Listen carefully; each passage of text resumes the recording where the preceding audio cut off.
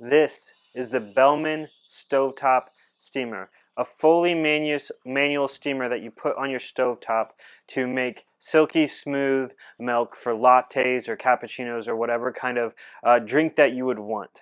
Welcome to Cabin's Coffee Corner. This channel is designed to help you choose the coffee gear you want to brew with at home. You'll find a lot of reviews and comparisons on this channel. If you could do me a favor and please like and subscribe, that really helps me continue to produce more content for you as a viewer to watch. It also helps me grow my channel tremendously. Also, if you're looking at purchasing this Bellman Stovetop Steamer, please use the link in the description. I'll make a slight amount of commission at no extra charge to you, and that money will go back into growing this YouTube channel and allow me to do more reviews like this.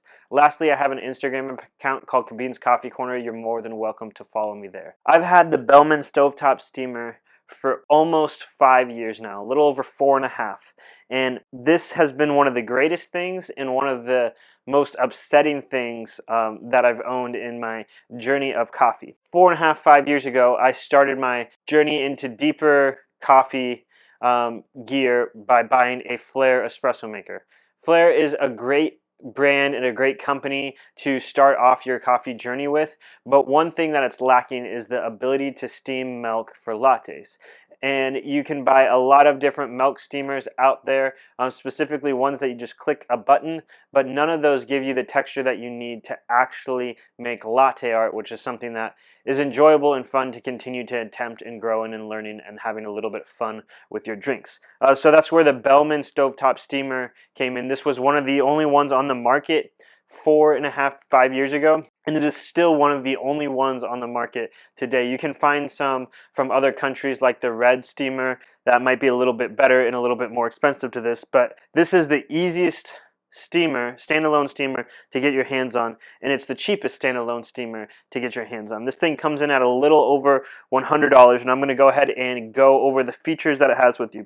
So simply you unscrew this top lid here. Hold on one sec. There we go.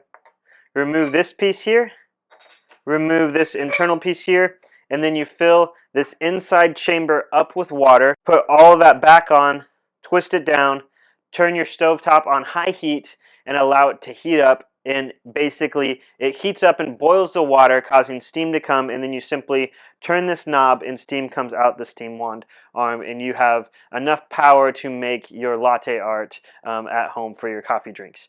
So starting off with a couple things that I like and don't like. There's no way to really know how long this is going to take to heat up. Based off of how much water you put in there, based off the temperature of your stove, affects how long this is actually going to take to heat up to make latte art and to get the steam that you need. So one of the ways that you know that this is ready is basically it heats up and then steam begins to escape through the safety valve on the handle, which you'll hear a loud hissing noise, and that'll allow you to let you know that your steamer is ready to go and at full temperature. At least that's how I do it, and that's how I've done it for 5 years with no problems or any issues with that. But sometimes based off the water level, it could take 5 minutes all the way up to 30 minutes, which is a very kind of hard thing to gauge when you need to start pulling your shot of espresso to walk over into the kitchen to the stovetop to heat up the milk to make sure it's ready. Once you get a little bit of practice with it, you can eventually figure it out, but it's really kind of hard to prepare, and it's not on-demand steam, because the longer that it's on there, eventually you'll start to run out of water because steam is coming out, which means the water level is getting lower in there. This thing is put together basically by this one center rod that is bolted into the bottom right there. And this goes in. There's a gasket right here. It goes on right through there. And then there's another gasket right here. And then that goes on top of this like that.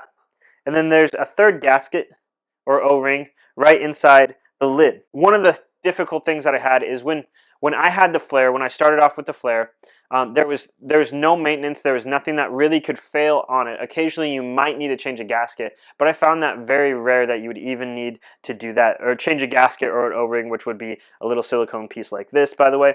I very rarely had to do this. This one seemed like it was a lot more maintenance. I've probably put, in 5 years or so, probably at least $50 in replacement parts for this. I would have to replace the O-rings in here, because what would happen is I would find steam and water coming out this top lid right here, like right around this area, it would come out. And I thought at first maybe it was tight enough or things like that. I've also had water drip out from the bottom, so I had to take this bolt off, take this center thing out, and replace the O-ring down in there. Lastly, I also had, I had one of my pieces of metal somewhere on there completely break. I believe it was this piece, completely cracked on the side. I think it was maybe cinched down too tight or something along the lines of that. So I had to replace that part as well. The good news is all of these parts and accessories for this are available at primacoffee.com. So I'd recommend having gaskets available on hand, because what I found is if your gasket goes bad and it begins to leak out steam, it's going to be very hard to steam milk because you'll be running out of the steam pressure and the power on it. When it comes to actually using this, it seems to work out pretty well. I found that it provides more than enough steam power to adequately make latte art and get the correct microfoam that you hope to achieve with a steamer. I've used a lot of different machines, the Breville Barista Express, the Breville Dual Boiler, the El Rocio Czar, it's a $4,000 machine, and Rocket Apartamento, a lot of different machines here. For me, it's the easiest to pull or to make latte art with it, because I'm so familiar with this and I'm so familiar with the steam and how to correctly place my picture to get this with this one versus the other ones, because I've used it more. But I found this to be more than enough power to steam a large cup of milk for a couple different milk drinks out of this thing. It goes super quickly, gives you a great vortex, and basically everything you need to do. The hard thing about this, which I want to show right here, is the fact that here are a couple milk pitchers I have. This is the Fellow Eddie. It's a little dirty, sorry about that. And this is the Moto one. It's a little bit bigger than the Fellow. This is a 12 ounce, this is more of a 10 ounce. Originally, I would begin to place my pitcher like this here, and I found that if it's a small milk drink, I'm not having adequate enough space to get around, because the steam one arm is so small. Even around here, it's still kind of hard to get deep for a small amount of milk in here. So I found the best way to do it is actually turn your pitcher and hold it like this and go that way, and that kind of helped me get the correct microfoam that I want. That took me a lot of time, years, to figure out that it was way better to go that way than this way.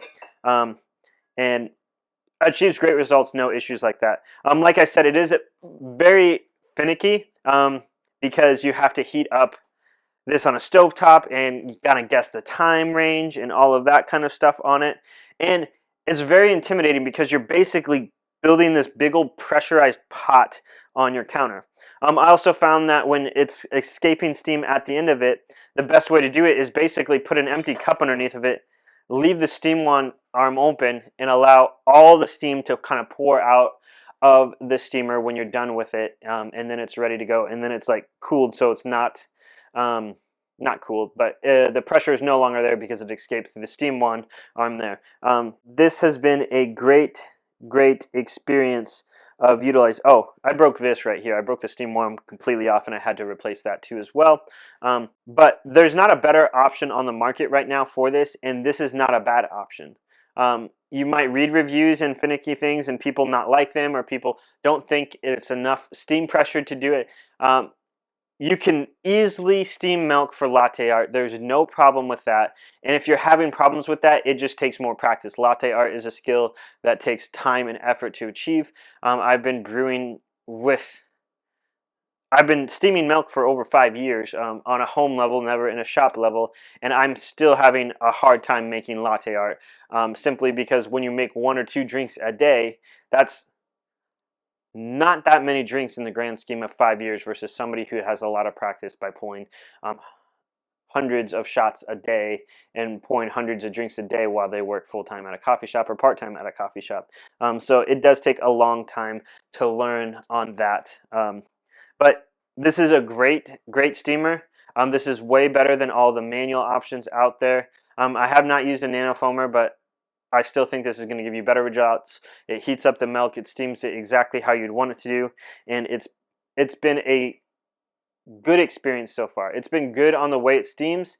And the more machines I use show me how well this machine is at, in how capable it is at steaming milk. It actually goes faster, I believe, than the Breville dual boiler that I have. So there is that realm of it. However, it does have things that you have to make aware of, like gaskets, stuff like that, that needs replaced and it needs some more maintenance than I originally expected when I got this.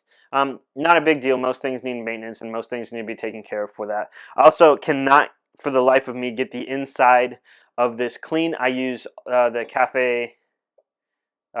Cafezina espresso cleaner. I put that in there. It removes stains from everything except for this. So I can't, for the life of me, get the stuff out of that. But, I mean, that's a minor detail. It's still going well. It's still the best on the market and it's held up for 5 years. And it's got many, many more years to come. And every time I put aside my espresso machine that I have and I pull in a manual shot with the flare and using this, I'm always surprised and amazed at how well this is. Would be especially good if you went traveling like that and you're going on vacation. You wanted a way to make a latte art or milk drinks. Bring this with you, throw it in a bag. It's pretty durable. Just watch the steam arm a little bit, but it's solid metal and it will be a great way to take anywhere with you if you want to partner that with a flare or a Pico Presso when you travel. This would be a great opportunity, a great way to go that route. If you have any questions or comments, let me know. I would love to help you out with this. Again, if you're looking at purchasing, please use the link in the description. I do make commission off of that, which goes straight back into funding different gear that I can review on this channel to help you choose gear so you don't have to spend the money on it and decide later that you might not want it. I'll do that for you, but just support me out, and that would be really, really grateful. And lastly, please like and subscribe. Thank you so much for watching.